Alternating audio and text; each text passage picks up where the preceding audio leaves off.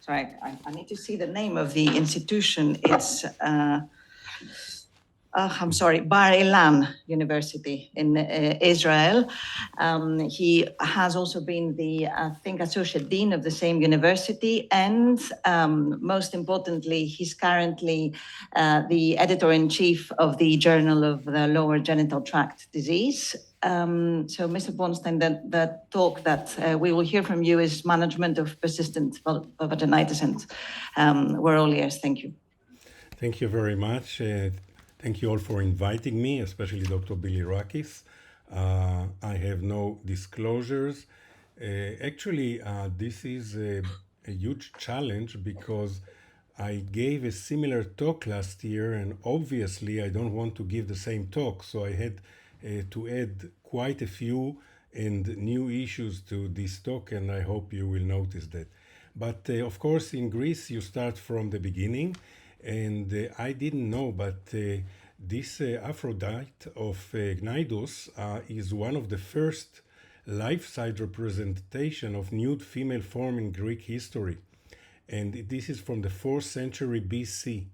And obviously this is a nice piece of art, but this is how everything starts about vaginitis, because obviously this Aphrodite is hiding her genitalia.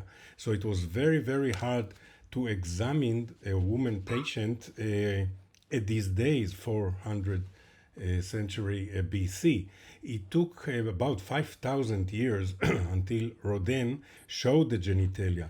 And in art, like in medicine, from that time we could examine the woman patient and understand what is going on.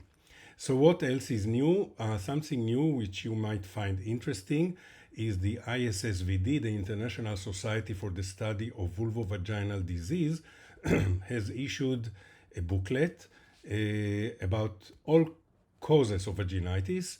We wrote the chapter on bacterial vaginosis, and I will concentrate on that today. And I would like to start with a case, a similar case. I'm sure that every one of you who are practicing gynecology saw for the last a few weeks. So we're talking about 25-year-old woman. She attends the clinic. She complains of a vulvovaginal discharge with foul smelling that started 6 months ago. She had already been treated against candidiasis, bacterial vaginosis, and trichomoniasis. So what do you plan to do? And this is bacterial vaginosis. So what is new with bacterial vaginosis? So let's start from the basics. The typical how do we make the diagnosis? Because some of us fall here. So the typical discharge of bacterial vaginosis is homogeneous, watery, or it is a foul smelling. But when you see a homogeneous, watery, gray discharge, that may make us diagnose bacterial vaginosis. We know that. But we are talking about Gardnerella, and let me tell you some personal memories, because I spent 2 years in Houston, Texas, and the chair of the department was Herman Gardner in Baylor College of Medicine. And Herman Gardner published in 54 and later in 60 the identification of Haemophilus vaginalis in what used to be called non-specific vaginitis. So non-specific vaginitis was the first name of this condition, and he published the Haemophilus vaginitis, and after some time Gardnerella received his name, Herman Gardner. So this is a piece of history.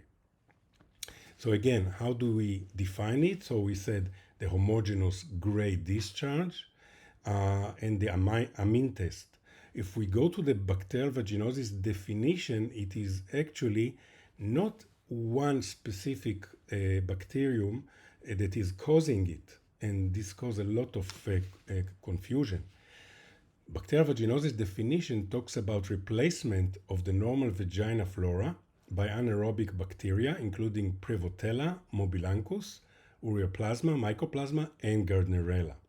So for the diagnosis of BV, we can't just rely on diagnosis all of these bacteria. So most of us are using Amsel's criteria, we need to show 3 of the 4 Amsel criteria. One is that abnormal grade discharge that we talked about, positive amine test or whiff test, when we put a few drops of potassium hydroxide, KOH, on a smear and we feel the fishy odor, which comes from the amines that are evaporating. Then we need to do a pH test. pH test, if it is above 4.5, 4.4 is the normal vaginal pH. If you find more than 4.5, 5 and more, that may mean bacterial vaginosis. And here, let me tell you, there are many physicians that everything they do is according to the pH. By the pH, they determine what type of infection they have. So if the pH is above 5, it is bacterial vaginosis, but it may also be Trichomonas vaginalis. If it is less than 5, it may be Candida. However, it's normal. If a patient has a 4.5 pH, maybe she is normal, and the discharge you see is not Candida. But usually with Candida you find a low pH.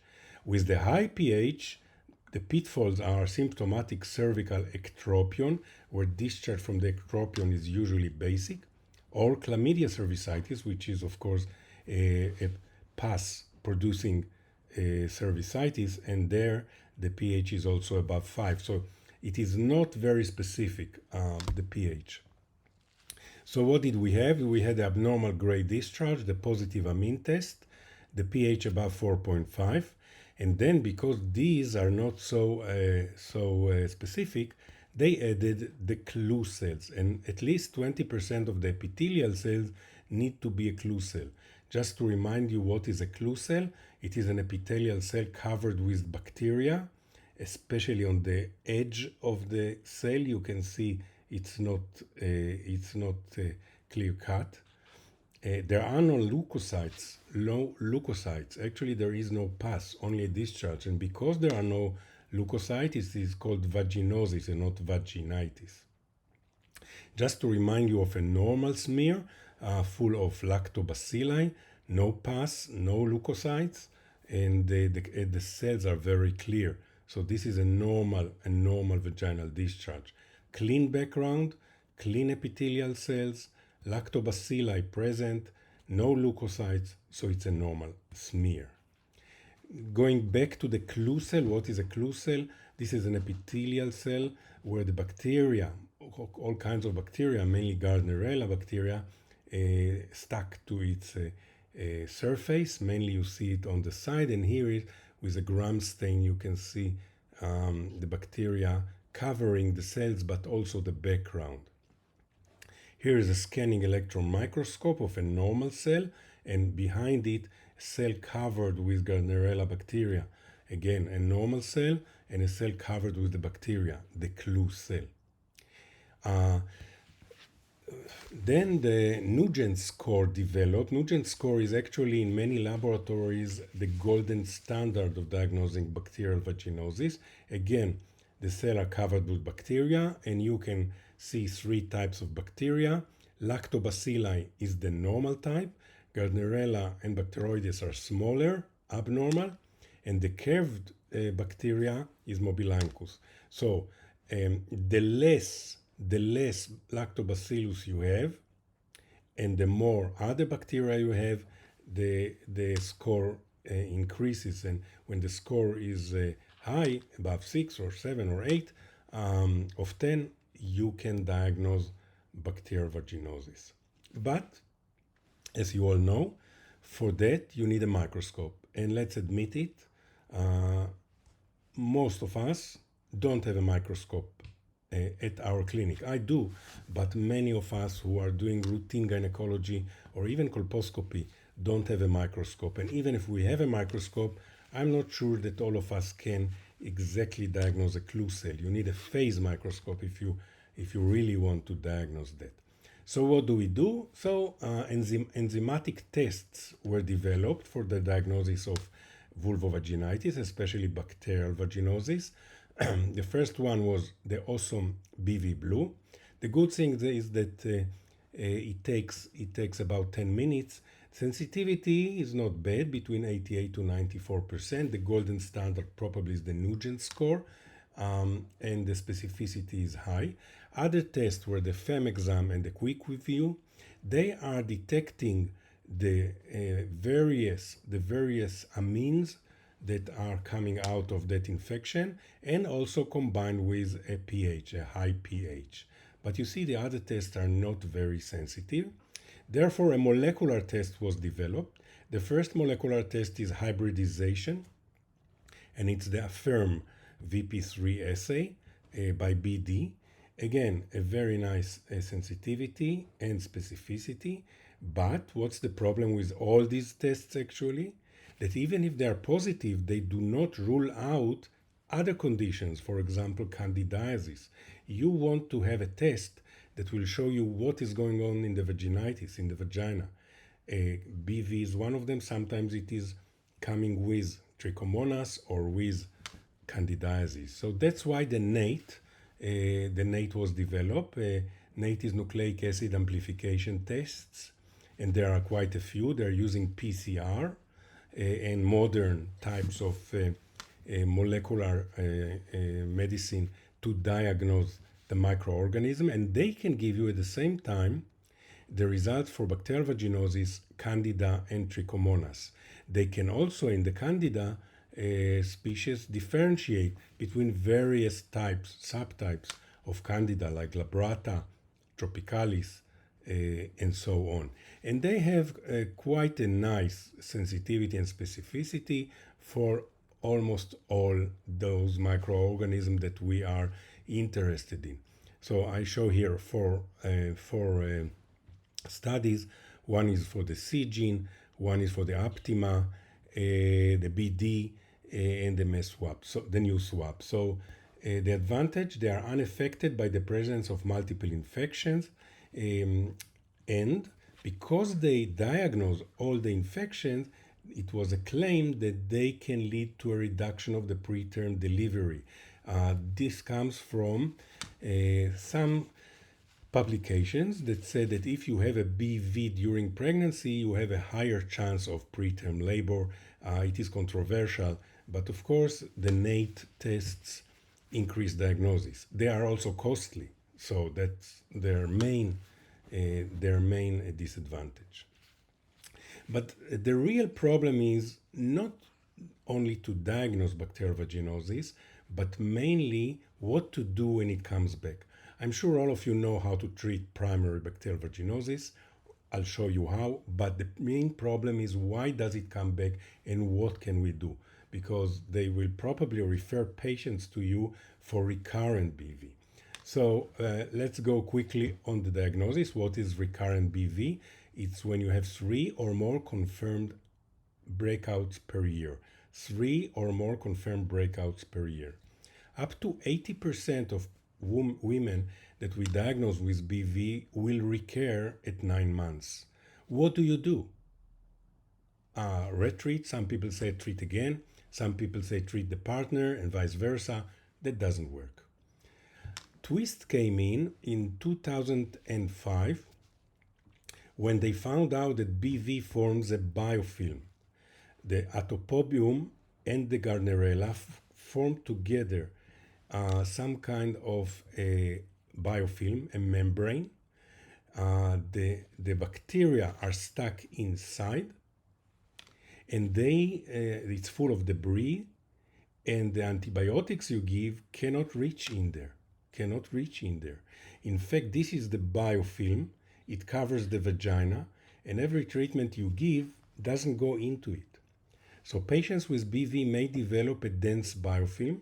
It consists of a matrix of polysaccharides, proteins, extracellular DNA, and embedded bacteria that are tightly attached to the vaginal surface. And the biofilm is polymicrobial, consists mainly of Gardnerella vaginalis and Atopobium vaginalis. When these two bacteria show up, they will cause the biofilm. All bacteria residing in the biofilm are protected from antimicrobial agents and host immune agents. And this is probably the secret behind the recurrent bacterial vaginosis. because we all know how to treat bacterial vaginosis. But once this biofilm is formed, your treatment doesn't reach there. What can you say then? Let's destroy the biofilm.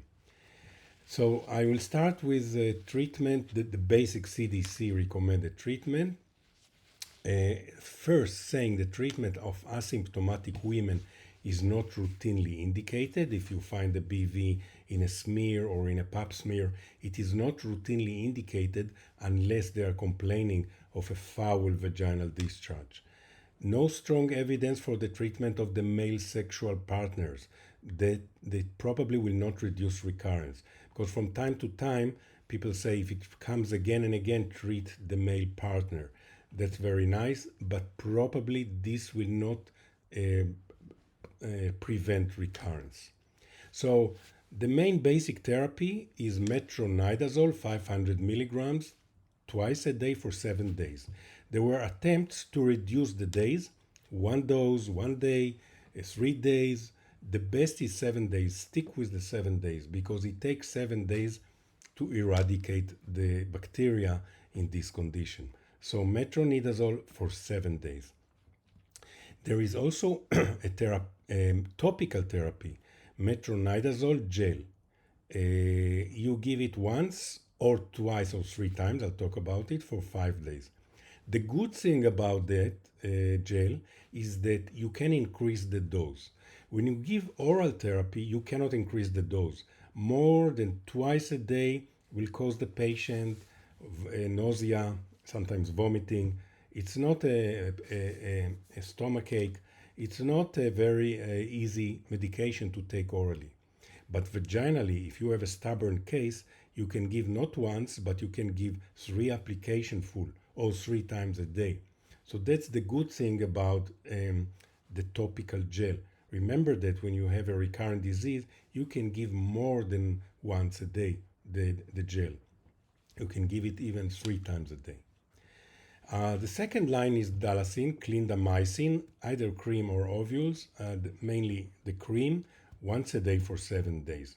The problem with clindamycin that when you complete the 7 days, you can encounter candida, secondary growth of candida. So I usually, when I give clindamycin, whether topically in the vagina or orally for some reason, I end the course by giving them 1 tablet of fluconazole of 150 milligrams per os that will prevent the outgrowth of candida.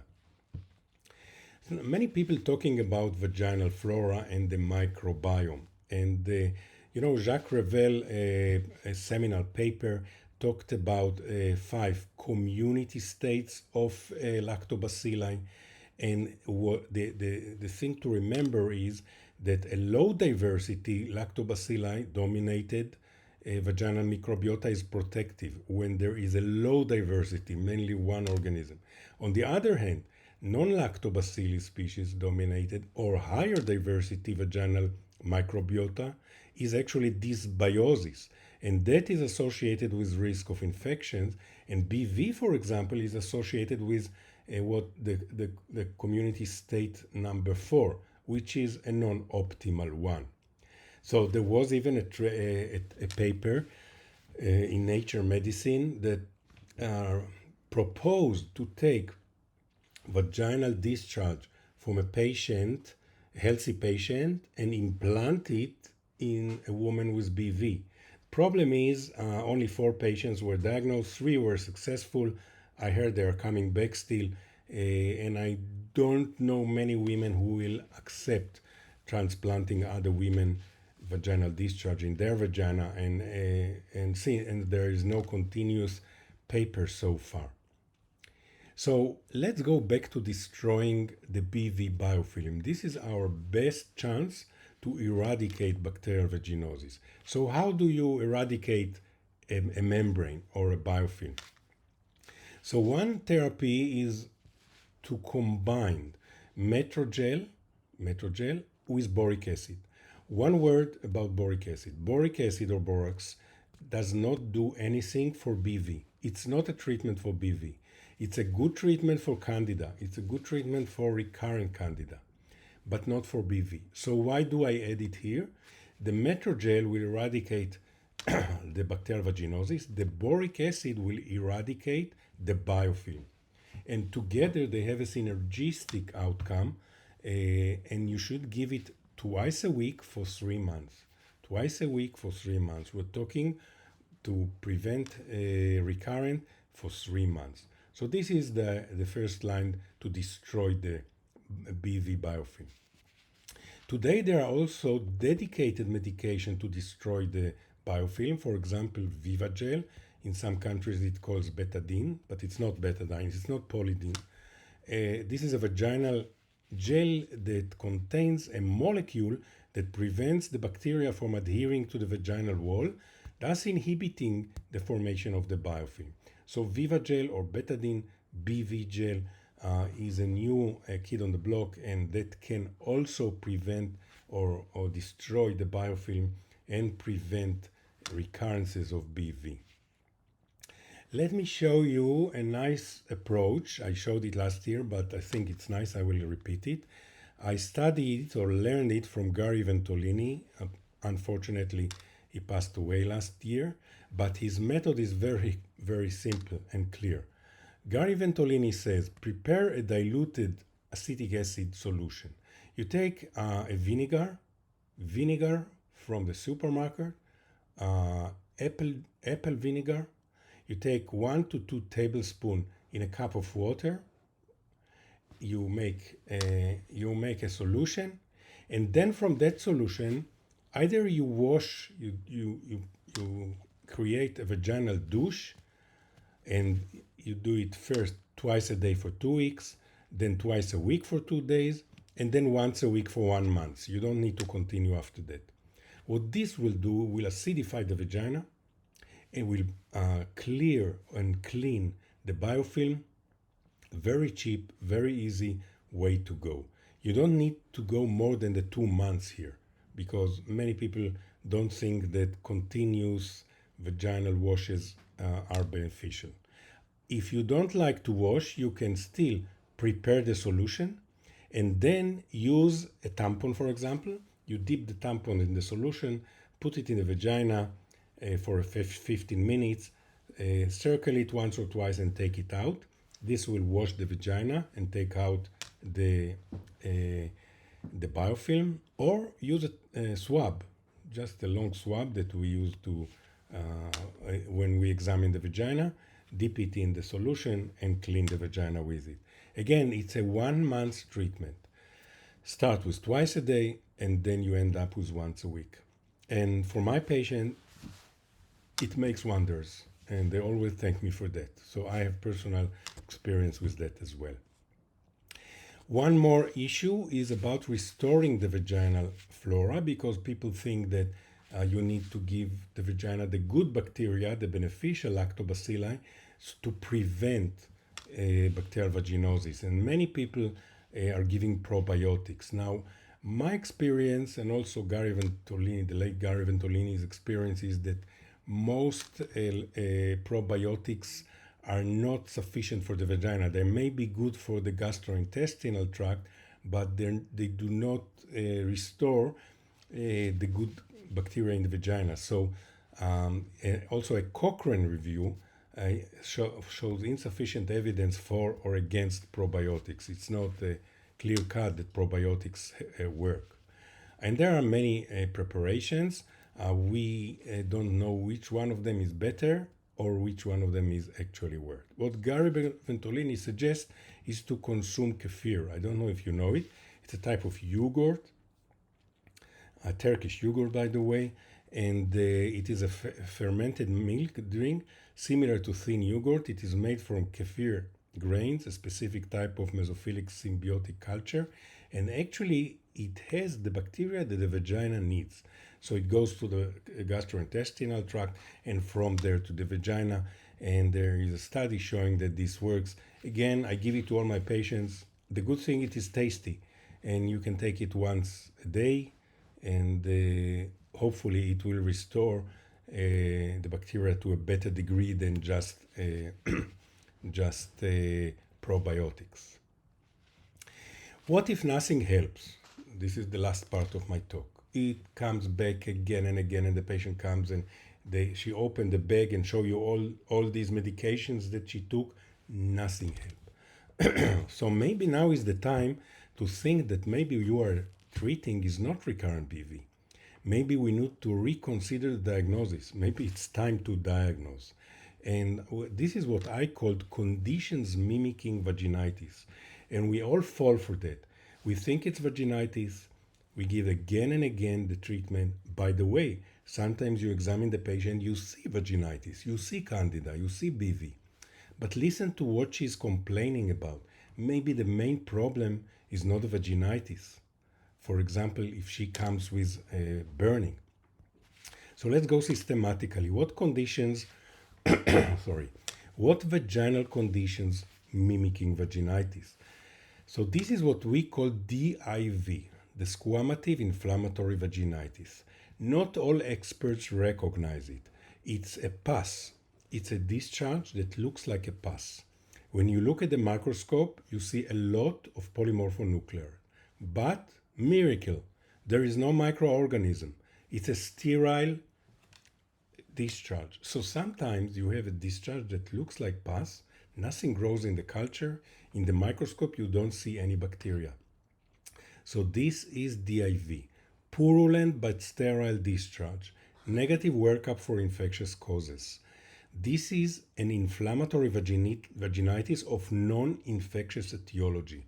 And unless you recognize it, unless you saw it now, you wouldn't recognize it.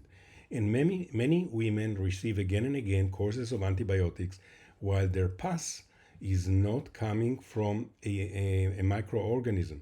It is some kind of an immune process. So the treatment should be 4 to 6 weeks. We start with, because it is an inflammation, we start with steroids, start with 10% hydrocortisone cream, intravaginally, once a day, steroids for long time. Or clindamycin, because clindamycin has an anti-inflammatory treatment. Or you can give estradiol, tacrolimus, or clobetasol. All these treatments work against this inflammation. You sometimes need to resort to systemic steroids. Rarely, but some women suffer a lot, and sometimes systemic steroids, 40 milligrams of prednisone, and tapering down after 2 weeks helps them. Okay, what condition mimic vaginitis comes from the vulva? For example, lichen sclerosus. Lichen sclerosus is very itchy, but in many women it's not so itchy, but there's a lot of discharge. And actually we talk about the three lichens that can mimic vaginitis. Lichen sclerosus, where the skin is atrophic, lichen simplex chronicus, where the skin is thick, and lichen planus, where actually it's a vaginal condition with an erosion. So this is lichen simplex chronicus with the thick epithelium and a lot of discharge. Lichen planus, which comes also affect the mouth, and here it is an erosion and lots of discharge, and many women they think they have vaginitis, but it's not. What is the diagnosis here? Another condition mimicking vaginitis? No, it is not vulvovaginal candidiasis. This is herpes. Herpes, recurrent herpes, many times don't come with blisters, but with erosion. And 60% of patients with genital herpes receive the wrong diagnosis of vulvovaginitis. So we need to break the myth. Herpes genitalis, no vesicles, they are disrupted and there is an erosion. The more common presentation is superficial ulcers, like you see here. Pearls of diagnosis, the red halo, you see redness, the redness here, you know it's herpes. Painful lesion, herpes is always pain, and herpes is a snake in Greek, and you see the borders are never clear cut, and the lesions are never on a straight line, like a snake. Lastly, on the vestibule, of course, localized provoked vulvodynia. Women comes with burning, women come with painful intercourse. Vulvodynia may be provoked or spontaneous, provoked by touch or with a Q-tip test. or spontaneous. We also divide it to localized or generalized. Generalized is in elderly women and the pain is continuous. And the cervix, of course, ectropion may discharge lots and lots of watery discharge, like you see here, but this is no disease. All this discharge comes from the cervix. And of course, sexually transmitted infections, which Dr. Bilirakis mentioned in his talk. What is the diagnosis here? What is that in the vagina? This is adenosis.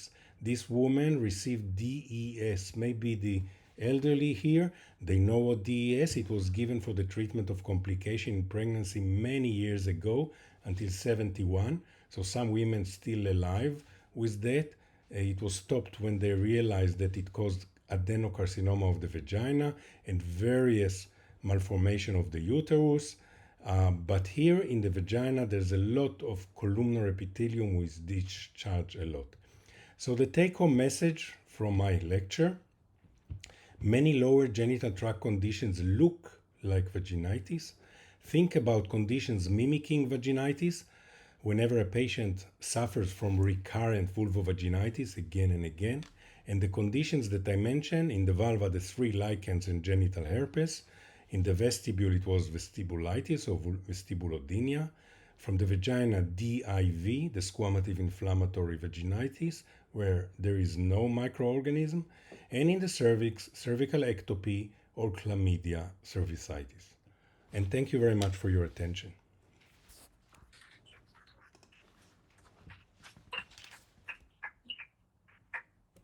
Thank you, Professor. We will keep you online for the end of the session when we will have the questions, if that's okay with you. Yes, of course. Thank you. Thank you. Με τη σειρά μου θα ήθελα να ευχαριστήσω τον κύριο Μπιλιράκη, τον υπεύθυνο του προγράμματος ημερίδας, για την πρόσκληση στο συγκεκριμένο συνέδριο. Μαζί μας είναι η κυρία καθηγήτρια Κύριου Μαρία, καθηγήτρια ογκολογίας, γυναικολογικής ογκολογίας και υπεύθυνος του τμήματος στο Imperial College, να μας μιλήσει για μικροβίωμα και γυναικολογικό καρκίνο. Σας ευχαριστώ πολύ. Νομίζω θα περάσουμε από μία... Πάντα μου αρέσουν οι ομιλίες του Bornstein, γιατί έχει ένα πολύ πρακτικό κομμάτι και θα περάσουμε σε μια ομιλία που θα έχει λίγο πιο πολλά, αν θέλετε, επιστημονικά δεδομένα. Όχι για να σας μπερδέψω, αλλά για να μιλήσουμε για αυτό που είπε και ο κύριος Ροδολάκης στο πρώτο session, το maybe, could, perhaps, this works, για να δούμε αν τελικά όλη αυτή η συζήτηση περί μικροβιώματος είναι πραγματικότητα και αν όλα αυτά τα οποία βλέπετε από διάφορες εταιρείες να προτίθεται σαν συσκευάσματα που μπορείτε να δώσετε στις γυναίκες έχουν από πίσω το επιστημονικό background για να υποστηριχθούν. Δεν λέω ότι δεν δουλεύουν, αλλά έχει σημασία να δείτε ποια είναι η σύνοψη της βιβλιογραφίας πάνω στο θέμα του μικροβιώματος για να μπορέσετε μόνοι σας να βγάλετε και αποφάσεις για το τι θα πείτε στις γυναίκες. Νομίζω λοιπόν ότι όλα ξεκίνησαν στο μικροβίωμα όταν το NIH στην Αμερική ξεκίνησε το initiative, το οποίο προσπάθησε να περιγράψει το μικροβίωμα στο ανθρώπινο σώμα και να δει αν υπάρχουν δυνατότητες, αν θέλετε, να χρησιμοποιήσουμε αυτή τη γνώση για να κάνουμε manipulate αυτό το μικροβίωμα, ώστε να κάνουμε promote health and fight disease. Και για κάθε 3 εκατομμύριο ανθρώπινα κύτταρα υπάρχουν 10 τρισεκατομμύρια βακτήρια στο ανθρώπινο σώμα, τα οποία για πολλά χρόνια δεν τα έχουμε περιγράψει και συνεπώς δεν ξέρουμε και τι ακριβώς κάνουν στο ανθρώπινο σώμα. Για παράδειγμα, όταν εγώ ξεκίνησα να κάνω έρευνα στο κομμάτι αυτό, είχε μιλήσει ο καθηγητής μας τότε στο Imperial και ο οποίος έλεγε ξεκάθαρα ότι αν θα λειτουργήσει η παρακεταμόλη και το ντεπών για τον πονοκέφαλό σου, έχει αποκλειστικά να κάνει με το μικροβίωμα που έχει στο έντερο και αν αυτό τελικά θα δημιουργήσει την ενεργό μορφή του ντεπών. Εμένα, παραδείγματος χάρη, δεν με πιάνει καθόλου. Αυτό λοιπόν όλο το κομμάτι μπορεί απλά και μόνο να έχει να κάνει με το μικροβίωμα που έχει στο έντερό σου. Και φυσικά αυτό σημαίνει ότι σε περισσότερες παθήσεις, σε χημειοθεραπείες ακόμη, αυτό μπορεί επίσης να παίζει το ρόλο του. Ξεκίνησε λοιπόν να κοιτάνε διάφορες κοιλότητες στο ανθρώπινο σώμα, κυρίως στο έντερο, το οποίο είναι dominated από βακτήρια και εν συνεχεία άλλες κοιλότητες, όπως για εμάς τους γυναικολόγους είναι ο κόλπος, για να δούμε το τι ακριβώς συμβαίνει μέσα στο κομμάτι αυτό πιο επιστημονικά. Παραδοσιακά είχαμε τη γνώση ότι ο κόλπος κυριαρχείται από το λακτοβάκυλο. Αυτό υπήρχε σε όλα τα βιβλία που διαβάζαμε στην ιατρική. Από τον Albert Dotterlein, ο οποίος περιέγραψε το λακτοβάκυλο, ένα βακτήριο το οποίο δημιουργεί χαμηλό pH, lactic acids, bacteriocins, όλες αυτές τις ουσίες οι οποίες εξελικτικά έχουν αναπτυχθεί στον κολπικό σωλήνα για να μην επιτρέπουν στα παθογόνα να υπερπαραχθούν, δηλαδή είναι ένα προστατευτικό βακτήριο. Και όταν αυτό κυριαρχείται από άλλα βακτήρια, όπως ακούσετε και από τον Τζέικοπ, Καρτενερέλα, Πρεβοτέλα, Μεγκαστήρα, Ασνήθια, όλα αυτά δημιουργούν το λεγόμενο Bacterial Vaginosis, που έμαθα προχθές ότι στα ελληνικά λέγεται βακτηριακή κόλπωση, μου είπε ο κύριος Μορτάκης. Έτσι λοιπόν αυτό το condition, το λεγόμενο Bacterial Vaginosis, έχει συσχετιστεί με μία σειρά από δυσμενείς εκβάσεις που έχουν να κάνουν με HIV, με STIs, χλαμίδια, γονορρίες, με πρόωρο τοκετό και για μας λοιπόν τους γυναικολόγους που ασχολούμαστε με τον HPV, με την ύπαρξη του HPV και με την ύπαρξη των προκαρκινικών αλλοιώσεων στον τράχυλο. Τι έχει αλλάξει? Δεν άλλαξε κάτι. Η θεωρία είναι η ίδια. Η υπόθεση που είχαν οι γυναικολόγοι και οι researchers είναι η ίδια. Αυτό που άλλαξε είναι ότι πλέον είχαμε την τεχνολογία με το 16S-RNA sequencing, το οποίο σου κάνει amplify μέχρι και το τελευταίο βακτήριο που υπάρχει μέσα στον κόλπο, να δούμε πέρα από το traditional culture technique που βάζεις ένα υγρό και βλέπεις τι μεγάλωσε, ώστε να δούμε όλη την ταξονομία, αν θέλετε, του οικολογικού συστήματος μέσα στον κόλπο και να το περιγράψουμε με ακρίβεια. Αυτό βασικά άλλαξε τα τελευταία 10 χρόνια. Και έτσι λοιπόν, όπως ακούσατε, υπήρξαν papers όπως αυτό του Ravel, seminal papers, τα οποία περιέγραψαν το μικροβίωμα στον κόλπο, περιέγραψαν